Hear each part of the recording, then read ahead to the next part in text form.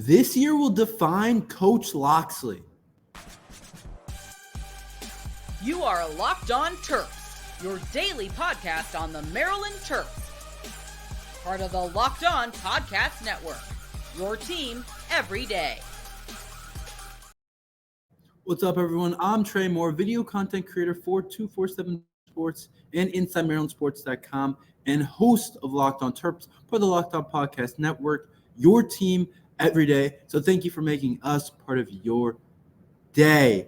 This year will define Coach Locksley's success as a coach, how we view him as a coach. This year is an extremely important year, and I think this is one of the most important seasons of Coach Locksley. Maybe you can say his first year is more important than this, but I think that when we look back at Coach Locksley as a coach, when it's all said and done, who knows when that'll be? Maybe it'll be after next year. Maybe it'll be in 5-10 years.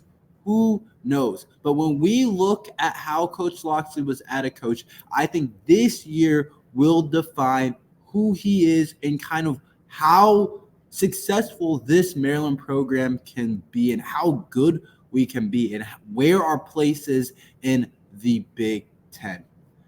I'll be honest, Coach Locksley has completely rebuilt this Maryland football program, and I think he's an awesome coach, and I think he's done just about of how good of a job you could possibly do as a Maryland football coach. Sure, we've had a bad game there or a bad game there or a bad stretch here or there, whatever, but what Coach Locksley has done over the past couple of years has really been cool with this Maryland programs. We were in the dumps for a while, and there was not a lot to be excited about, and it was definitely a down program. It was a program that a lot of people looked at as just a pretty bad place to be. It was hard to recruit because players didn't want to play there. Coaches felt like they didn't want to coach there. But when Coach Locksley came, it took a second, but he found a way to flip over this program where now we're looking at it, and it's like, we have had 3 straight bowl wins for Coach Locksley. That's something we can't take for granted. 3 straight bowl games. Okay, maybe we're not winning a college football playoff game, but that's not really up for grabs right now in a Maryland type of program. That's not really up for grabs for very many programs at all. Only the top end type of teams. I hear people say that all the time. It's like Maryland's not competing for national championships. College football, you're not going to just compete for national championships unless you're one of those type of brands. Maybe with the extended playoffs, maybe you can sneak your way in somehow.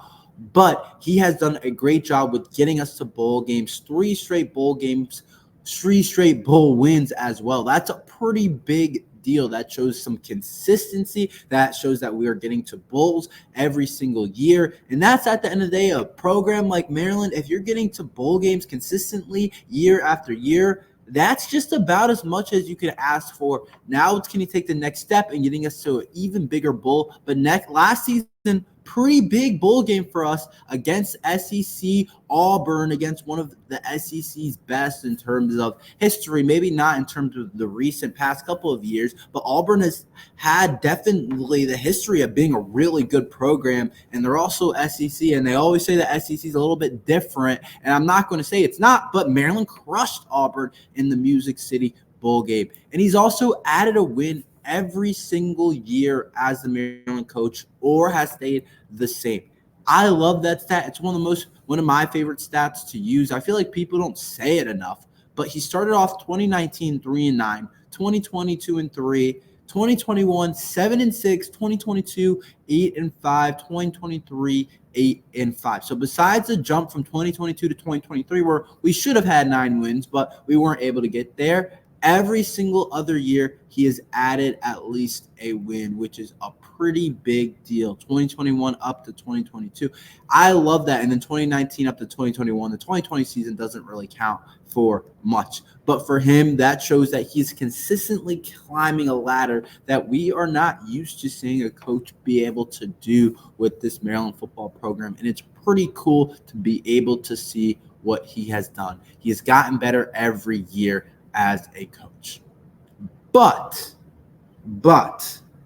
this year defines Coach Locksley, because even though he has gotten better every single year, you could attach it to a player, You can attach it to a position that without this position, without this player, without this name, I don't know if he's able to accomplish the things that he has accomplished for Maryland football. I don't know if it comes close to what we have accomplished. I don't know if we get to 3 straight bowl games. I don't know if we're 8-5 in the past 2 years, 16-10 overall in the past 2 years. I don't know if we're able to make a jump from a 3-9 program to going to 7-6, and then the next year 8-5. I don't know. And you guys know that name that I'm talking about, and that's Talia Tungavai-Ola. When he came, Coach Locksley started to become successful as the Maryland coach. So the reason I say this is a defining year for Coach Mike Locksley is because can he be successful?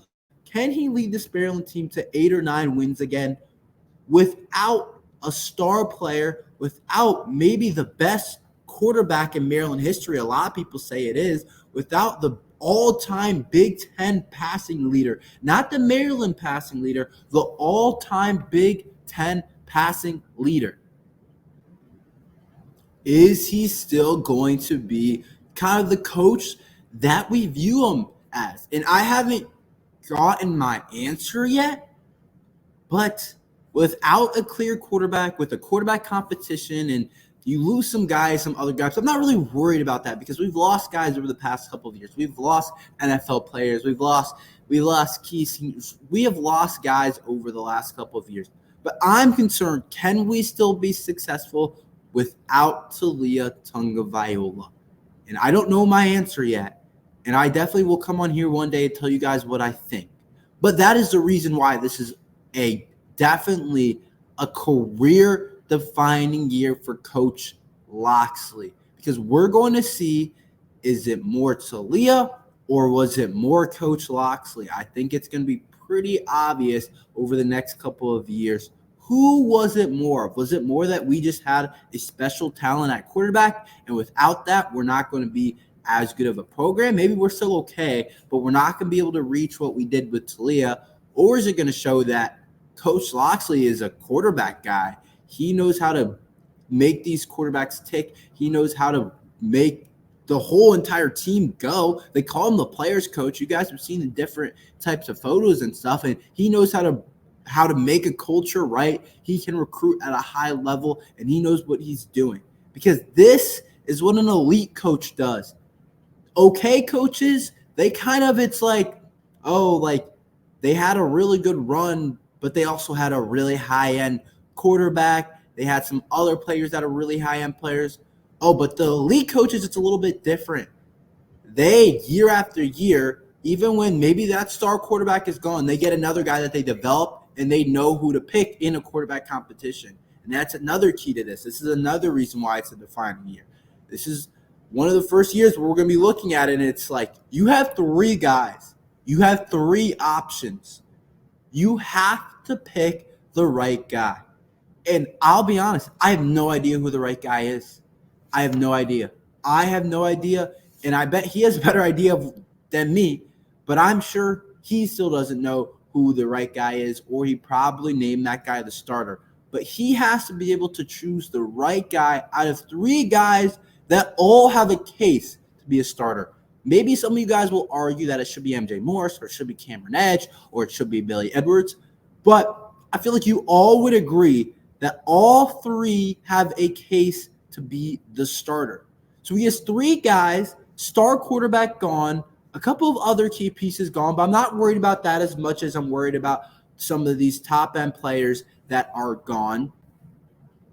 And we're looking at it as, can he still be successful? Can he pick the right guy at the quarterback position? But not only can he pick the right guy, can he put that guy in spots to win games? Will he still be successful without Talia Tungavai-Ola? It reminds me a lot of the Bill Belichick, Tom Brady thing. It really does. And it's obviously not even close to the kind of extent and the legacy that those guys have with a ton of Super Bowls and all those type of things. But I think it's the same general concept that a lot of people were asking when Brady left. Was it more Belichick, or was it more Brady or was it kind of even? And a lot of people come away with the answer as it was definitely more Tom Brady, as he was able to win another Super Bowl while Coach Belichick looked like he was kind of out of it and this year got let go of. And so I think it's a similar type of concept, obviously not to the same pedigree as that, but a similar type of concept as you're going to ask yourself, was it more Coach Locksley and the culture he's built and how he's recruited other position groups? Or was it more Talia in how successful he was being the all-time Big Ten passing leader and having all the Maryland records? Which one was it more of? I think we're going to be asking a similar question, and I think it's extremely important. And Maryland fans, obviously, we think Talia is great, and he's a great player, and he's already solidified himself in history. But I think, speaking for Maryland fans, you better hope that it was more Coach Locksley than Talia. Because if it's more Talia than Coach Locksley, I think we're going to be having trouble, and we might be looking at a program that faces some regression, honestly. But I'm hoping it was more Coach Locksley than Talia. But it's going to be interesting to see going into next year. And this is definitely a career-defining season for Coach Locksley. Kevin Willard shows this offseason that he will not make the same mistake twice. I will tell you about that after this ad from LinkedIn Jobs. LinkedIn isn't just another job board. LinkedIn has a vast network of more than 1 billion professionals, which makes it the best place to hire. It gives you access to professionals you can't find anywhere else. LinkedIn does all that while making the process easy and intuitive. Hiring is easy when you have that many quality candidates. So easy, in fact, that 86% of small businesses get a qualified candidate within 24 hours. LinkedIn knows that small businesses are wearing so many hats and might not have the time or resources to hire. LinkedIn is constantly finding ways to make the process easier. They even just launched a feature that helps you write job descriptions, making the process even easier and quicker. 2.5 small businesses use LinkedIn Jobs for hiring. So post your job for free at linkedin.com/lockedoncollege. That's linkedin.com/lockedoncollege to post your job for free. Terms and conditions apply. Kevin Willard shows this offseason that he will not make the same mistake. Let me explain kind of what I'm saying. With how bad Maryland season was last year, with having one of the worst years I have seen in a while from Maryland basketball, being the bottom of the Big Ten, being 7-13 overall, 16-17 in conference, just as bad as it could possibly be. And you could point to last season and say, Kevin Willard made a lot of mistakes. But that season, I think a lot of people don't realize this. That season was done before it was even started. The way that team was constructed, the way that he kind of put it together, a lot of people viewed it as a really good team. We were a borderline top 25 preseason team.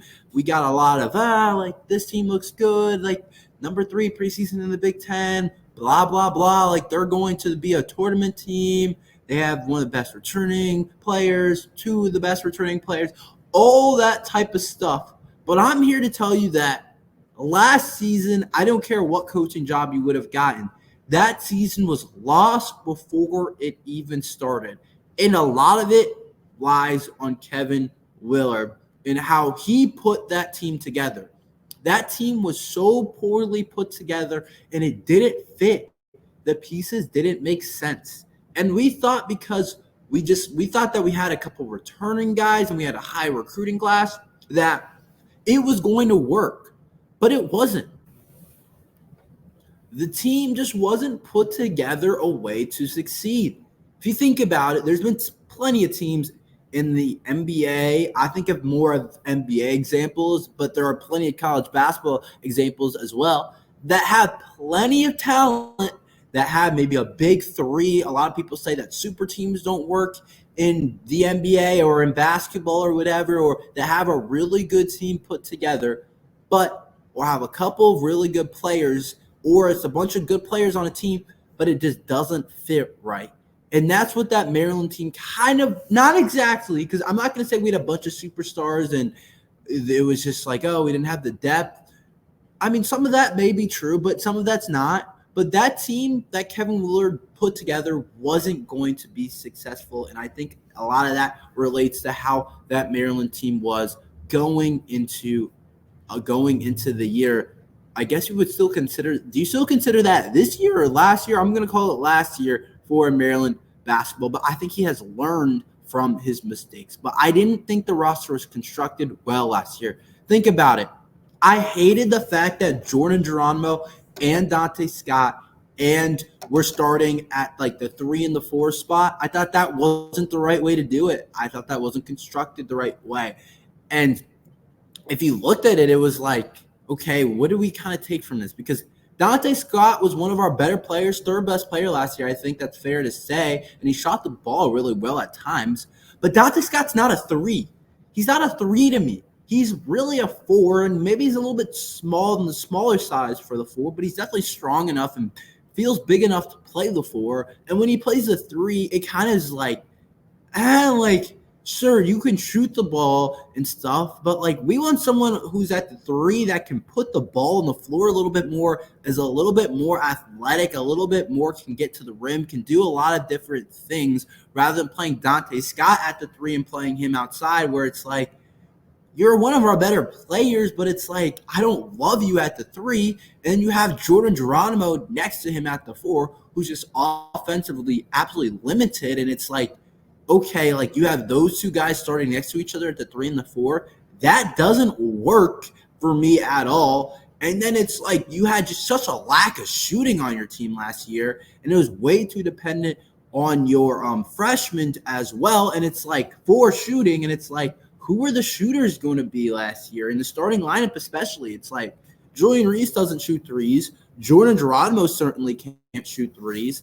Dante Scott, it's like, okay, we thought of him as he's a good shooter, but he's definitely improved. But I didn't think going into the year, I was like, Dante Scott's an elite three-point shooter. So it's like you have a decent three-point shooter. Jameer Young, you thought of him as your best player, but it's like he's not an elite three-point shooter. His percentage ended up being okay, but you thought of him as more of a decent three-point shooter. And then it's like Deshaun Harris-Smith, we know one of the few knocks on him is his shooting. So it's like already in the starting lineup, it's like where are you going to get floor spacing from? Where are you going to get shooting from? And you know that's the name of the game.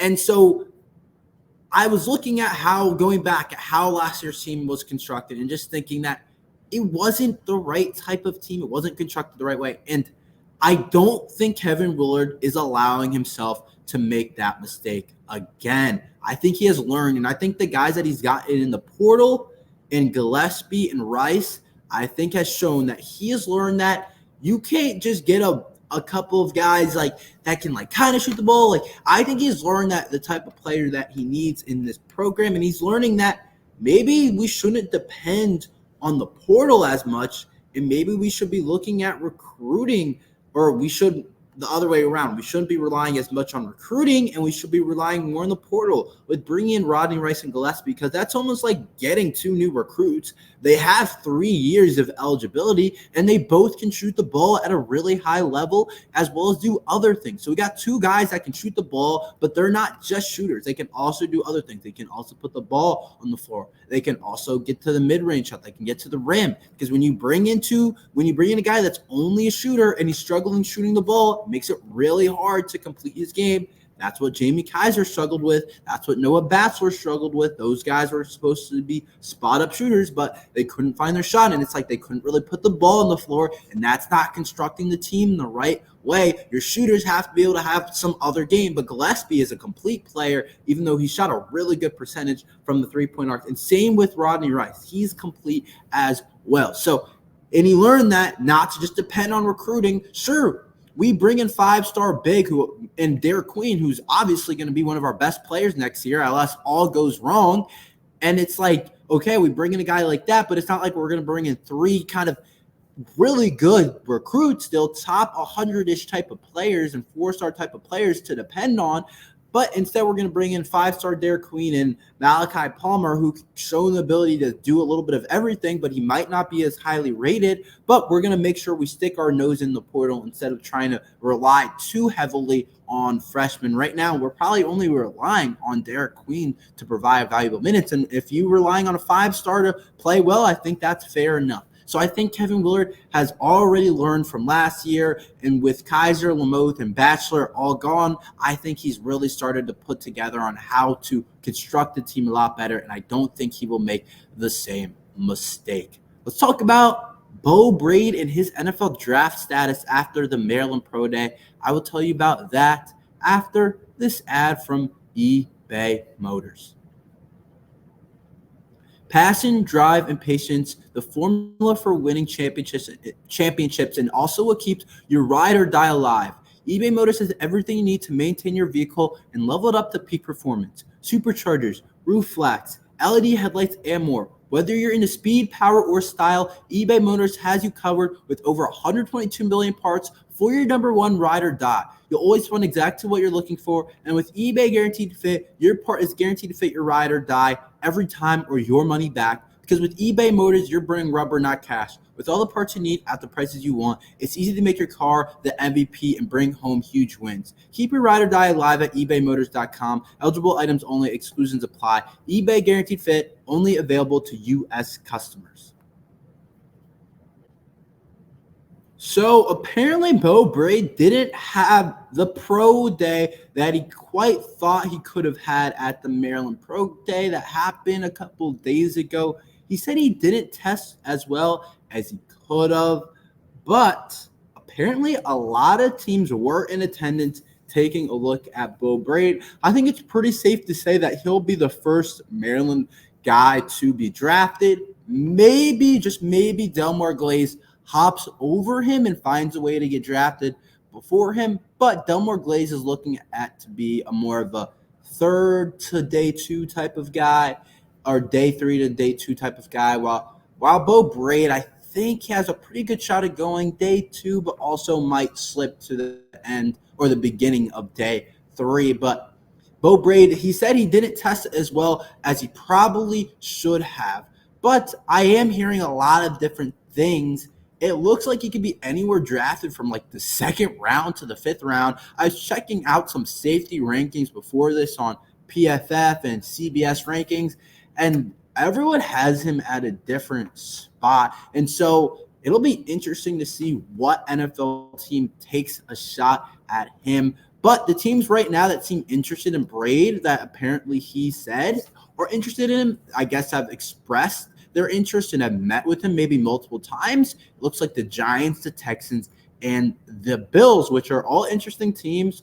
Maybe you could go team up with Deontay Banks at the Giants. I want to say this. I think no NFL team is a bad option for any one of our guys. Maybe when you're looking at a guy like Caleb Williams, it's like, oh, maybe it's like, don't go to the Bears. Maybe that's a bad option for you. I'm not saying that's true. I think the Bears have done a really good job fixing that roster a little bit up and giving him weapons to work with. But when you look at a guy that's supposed to go in anywhere from the second to fifth round, you just want to get drafted. You just want to get that out the way. And it's less like, who do I go to? And it's more, I will compete anywhere I go. I think you're less worried about that. That's more for the top guys in the draft to more focus on. But when we look at any of these guys, Glaze, Gottlieb, Tarheeb, Bo, I think it's just like, any NFL team is a good team to go to. Kind of like that saying, any publicity is good publicity. Kind of reminds me of that a little bit different. But I think it's like, whether it's a good, bad, maybe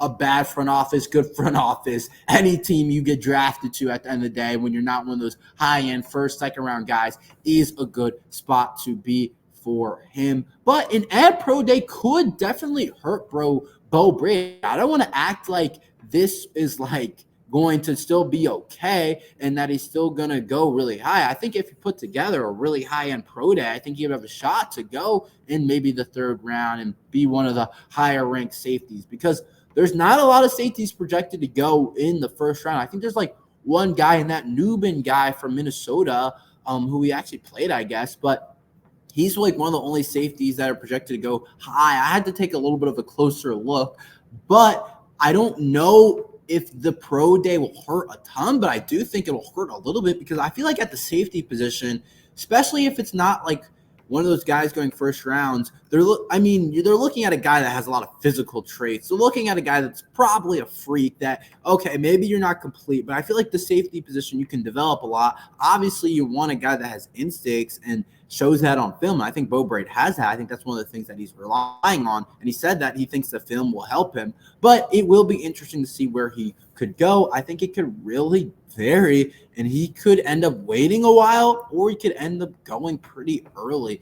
But I think he will definitely be our top-end guy this year, and I hope the pro day doesn't hurt him very much because I think he's a really great player. I think he's versatile. I think he can do very different things, and I think he put up really good performances against some of the top teams. That's all we have for today. Thank you for listening to Locked on Terps. Make sure you like and subscribe. We're here every day talking Maryland football and basketball. So thank you for listening to Locked on Terps.